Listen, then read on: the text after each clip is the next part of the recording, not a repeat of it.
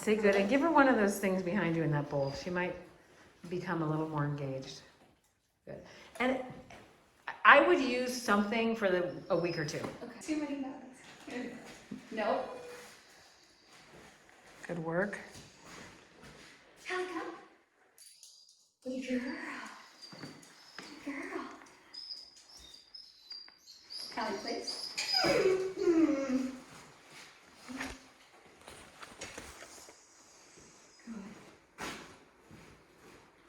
Nope.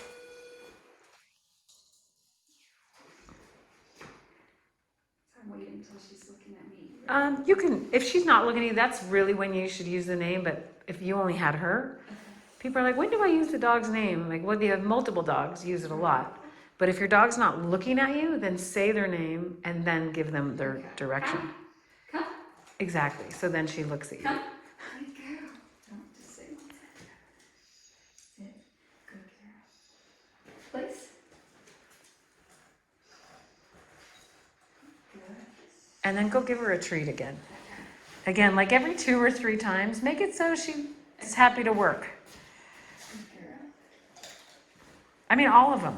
Just, Okay. So you know, if throw you, it in there. yeah, if you have time, 10 minutes in the morning or 10 minutes in the evening or something, do this with them. Like do some of this and then do what we'll do outside. And use some treats just to make it not all aversive with the tools, but like the other tool of the happy tools of like treats. Okay. So add that to the mix. Halle, come. Good girl. Good girl. Good. Halle, please. Good.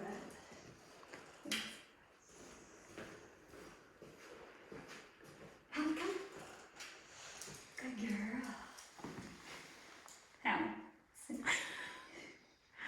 Please. And then good her and then give her some treat. And then we'll go outside and do. Nope. And good job with your nope because, and you're watching her, you're good. I can tell.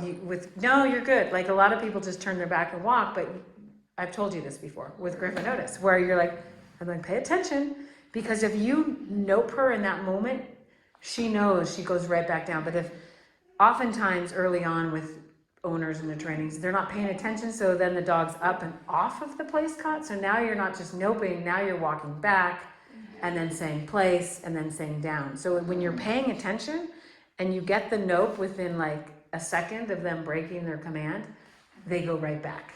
Does that make sense? Yes. So I'm commending you for paying attention. Yeah, no, it's good. You're paying attention. Come. Halle, come. Yeah. Good girl. Good girl. It's hard not to use it. I know. Halle, please. Good.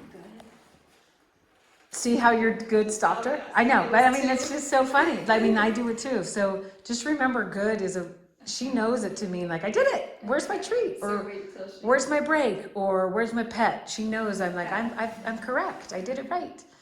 And so she thinks she's done.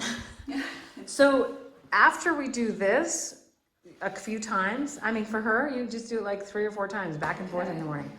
I'm going to move that place cot and then we're going to add the 3 Ds. Did we talk about this with Griff? The 3 Ds, distance, duration, distraction. Like what I would recommend is get them up, get them out, go potty, take them for a walk maybe during that time, a structured heel walk and then some off leash time on your property and then bring her back in and do this for breakfast.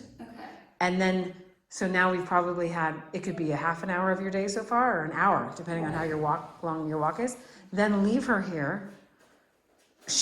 Because I keep seeing her trying to get up and follow you, I would do a tie back if you can. Meaning tie it to a piece of furniture. You know, I have those things on the wall over there. But you can tie it to any heavy table leg near that place cot where it's coming out like, it looks like this. So any way you go, the dog's like, oh, I can't get off. I might as well just lay back down. And so you shouldn't leave the room anyway, but maybe she's there and you're cooking breakfast over 20 feet away, or she's there and you're on your computer around, you know, just where you can see her. And leave her there for as long as you can. I mean, she's older and calmer. She can hang out for a while. And then, you know, before you totally leave and go cook, add your distance, duration. Well, the duration is the time doing it, and then distraction. So some of the distraction now would be like, you're gonna walk past me and go and open that door. Okay. And do the watching like you have been of her. And if you can get out the door, sorry, Tioga's right there, but and then shut the door, like this is all nice.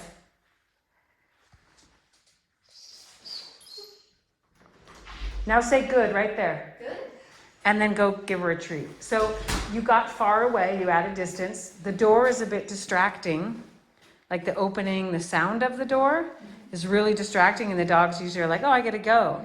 And then you mark the moment of good, like, you've done it, good, I'm gonna come back and give you a treat.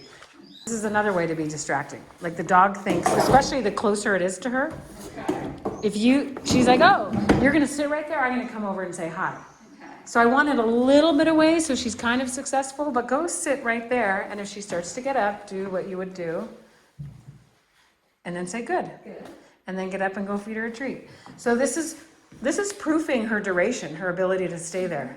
Now we'll get it a little closer, and you can sit on it again. Say good. So that moment that you sit down and she doesn't move, say good. Okay. Just like if she were to move, what would you have said? No. Yeah.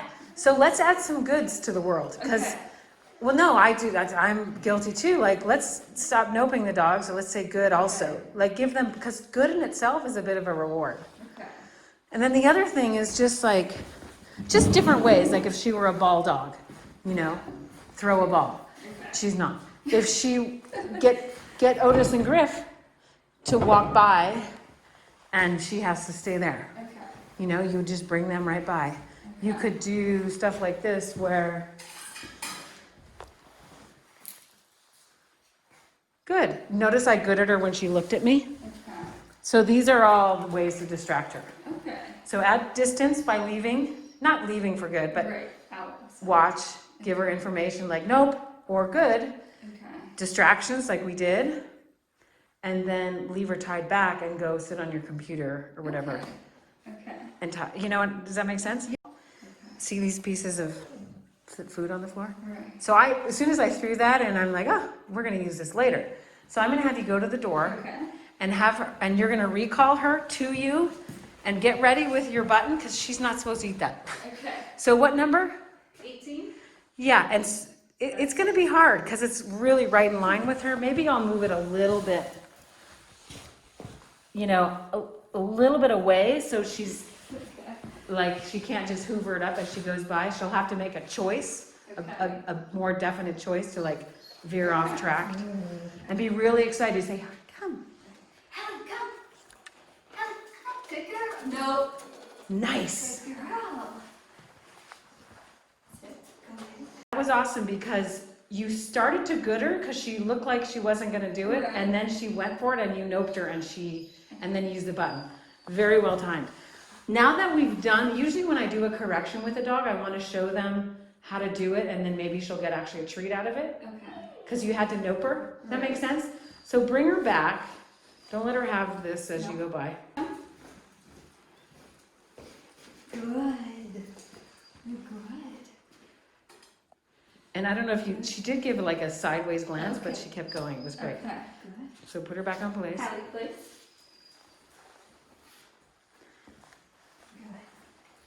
And at this point, I could almost put him a little closer in line, but I want her to be successful. But do you see how you can use like these kind of distractions, like whether it's in line and it's really hard or way off on a tangent, which is a lot easier for the dog. Okay. And then you could close that gap to Okay. really prove, are you listening to me? Or are you gonna get the treat or are you gonna come? So now take this with you, and if she just goes, No. and you go do exactly what we did, and if she just goes by it, Okay. say good as she passes it, and then feed her when she gets to you. And go all the way back to that door again. Halle, come. Good girl. Good girl. And then have her sit and feed. So perfect. So now she didn't eat it the first time, but I want to show her how to do it really well. Okay. And you get a reward for doing it really well by not even going into that impulse. Okay. So that's a good way to add distraction and proofing your recall. Okay. Well, sit. You know what? And this is an example of come in and start over. Okay. Because we did a correction there, I think this really fine tunes things. Okay. Like she really wants to go out and follow you. So I like to start all over Okay. sometimes. Yeah.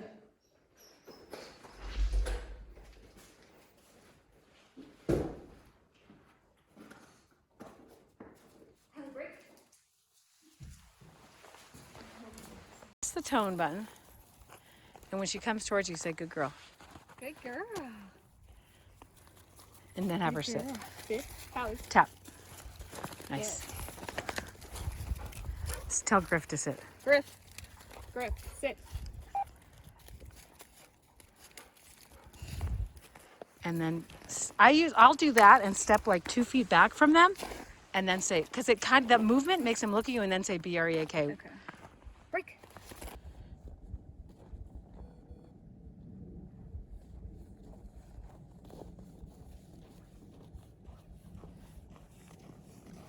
And when she gets laggy like that, sometimes I'll tap and Okay.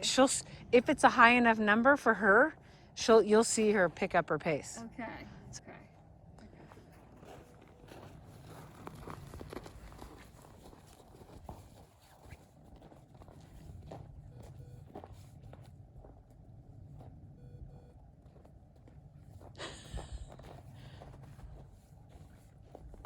And she's always like right behind. That's just her MO. And living with 3 dogs, it's perfect. Let her be right behind. And then you just look at her and when she looks at you, you say break.